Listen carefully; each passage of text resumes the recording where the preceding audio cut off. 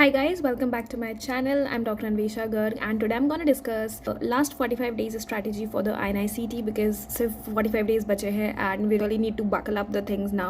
So let's start कि क्या करना है last 45 days में so you can you can get the maximum possible marks with the whatever knowledge you have right now. So let's start with it. What we have to do is we have to divide these 45 days into three different sections. First will be your 25 days slots, second will be your 25 days, 15 days and the 5 days. So this is how we have to divide this. It will become completely 45 days.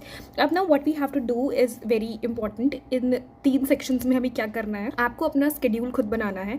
हम लोग starting के 25 days में if you are following the BTR you already know कि कैसे कैसे subjects को divide किया हुआ है in the TNDs. So ये 25 days वो 25 days हैं जब आप लोग last complete revision करोगे सारे subjects का with your last TND and 1 GT at max. I think अब PYQs की importance ज़्यादा है as compared to the GTs. Now you already know how to solve the questions. You just have to go through the PYQs and एक बार TNDs और दे लो and that will be sorted. Okay.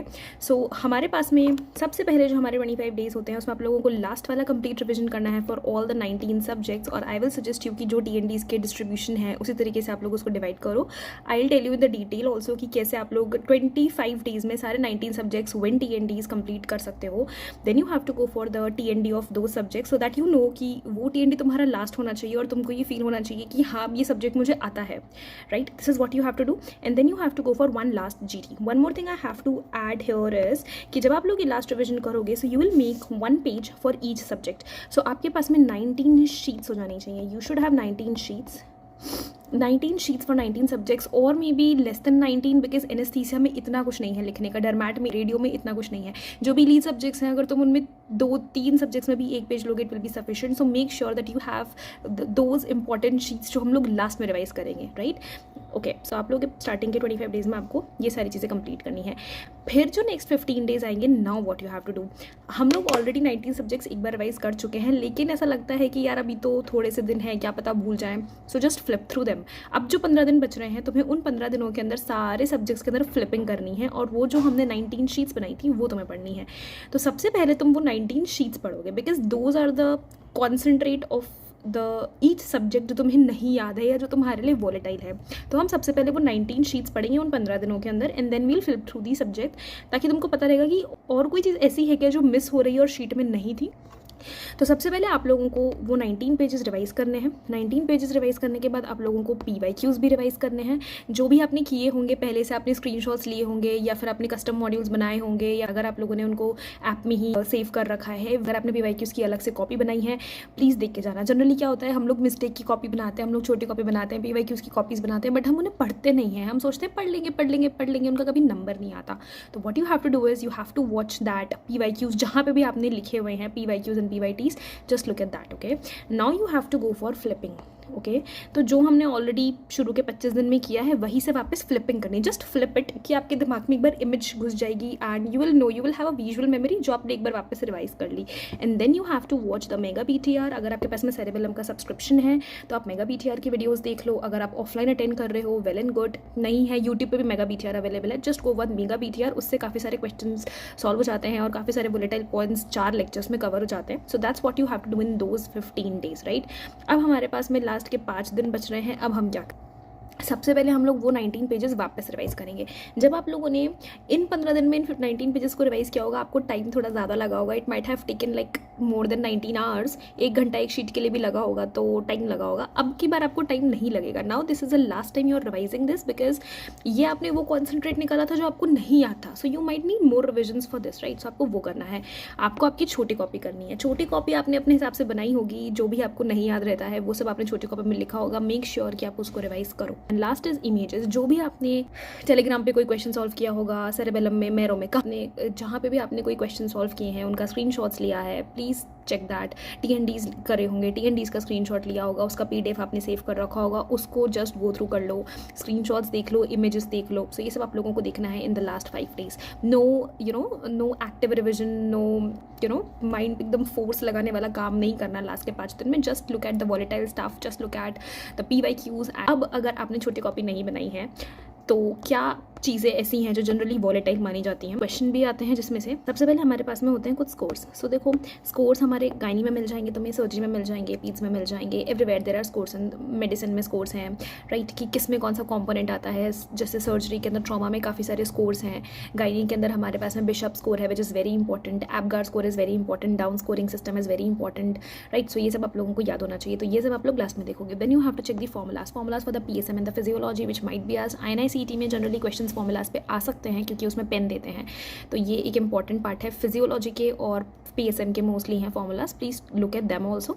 Then you are having the markers, जितने भी आपके tumour markers हैं, आपके mutations हैं, RB gene का क्या है, BRCA1 BRCA2 उनका क्या क्रोमोजोम है ना, P53, all these things you have to remember along with the markers like CA99 मतलब C125 and all these things. तो ये सब आप लोगों को देखना है in the last days.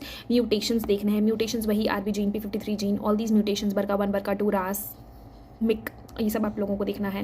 Then milestones देखने हैं, बिकॉज माइलस्टोन्स पे से पक्का इसमें 1 या 2 क्वेश्चन आते हैं, एंड अगर उसमें गलती होती है तो बहुत दुख होता है कि यार ये तो बहुत ईजी था, मतलब 1-2 बार रिवाइज करते तो याद हो जाता, तो आपको वो लास्ट टाइम पे ना हॉन्ट करेगा कि यार रिवाइज नहीं करके आए, तो आपको वो देखना है।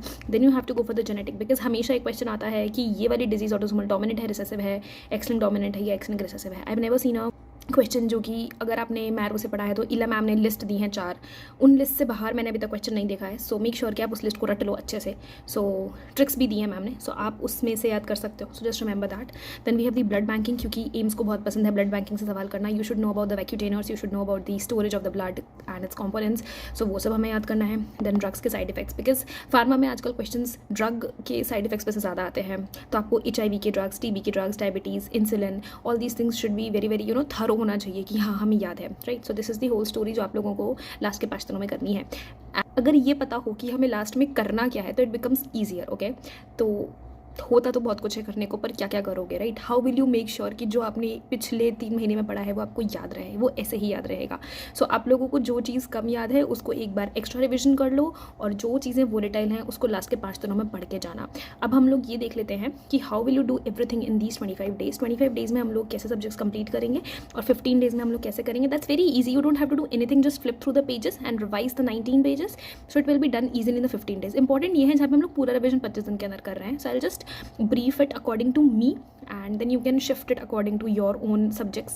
So let's skip to that part. Okay guys, so let's discuss कि कैसे 25 days में हमें 19 subjects complete करने हैं with TNTs and 1 JT. So here is the schedule I have made according to the TNTs timetable only. अगर आप ATR follow करते हो, नहीं भी करते हो, तो you can do it this way only. सबसे पहले हम लोग सर्जरी और तो रेडियो का TNT complete करेंगे। 26-27 give 2 days to the big subjects. जो भी लॉन्ग सब्जेक्ट्स उनको 2 दिन दे दो, बाकी जो छोटे सब्जेक्ट्स हैं उनको 1 दिन दे दो। इंटरमीडिएट सब्जेक्ट्स को और जो भी छोटे सब्जेक्ट्स हैं उनको हम लोग हफ्ते में कंप्लीट कर सकते हैं। So this is how you have to go with surgery on 2 days। Ortho radio को 1 दिन में आसानी से कर सकते हैं। Then you have to go for the test and discussions for these 3 subjects and make sure कि टेस्ट एंड डिस्कशंस के बाद यू फील कॉन्फिडेंट अबाउट कि इन तीनों सब्जेक्ट्स में मुझे बहुत कुछ आता है, right। Next you have to go for the biochemistry and FMT. I know biochemistry is little bit volatile, लेकिन फिर भी याद रखना, एक पेज बना लेना, but it's very very important कि हम सब कुछ ही वोलेटाइल है, कितना सब कुछ लेट के लिए छोड़ेंगे, राइट। सो बायोकेमिस्ट्री FMT करना है। FMT is very small subject, 1 दिन में, आधे दिन में करके आप लोग TNTs निपटा सकते हो।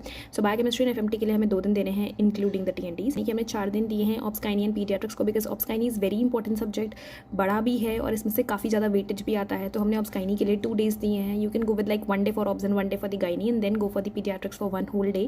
और पीडियाट्रिक्स वैसे 1 दिन का नहीं है, इसलिए मैंने पूरा दिन इसलिए दिया है कि बाई चांस अगर तुम्हारा ऑब्सकाइनी में कुछ रह जाता है तो तुम वो पीडियाट्रिक्स के वाले दिन में कंप्लीट कर सकते हो। Next day you have to go for the test and discussions for this.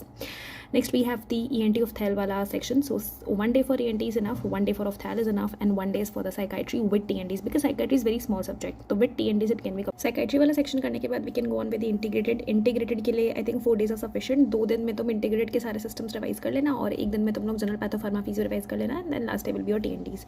Then we are having 13th 14th and 15th of October, जिसमें हमें कंप्लीट करना है derm anaesthesia and your PSM। So derm anaesthesia 1 दिन में निपटा लो। PSM के लिए 1.5 days I think is sufficient है, और उसके बाद आप लोग सेम डे TNTs दे सकते हो।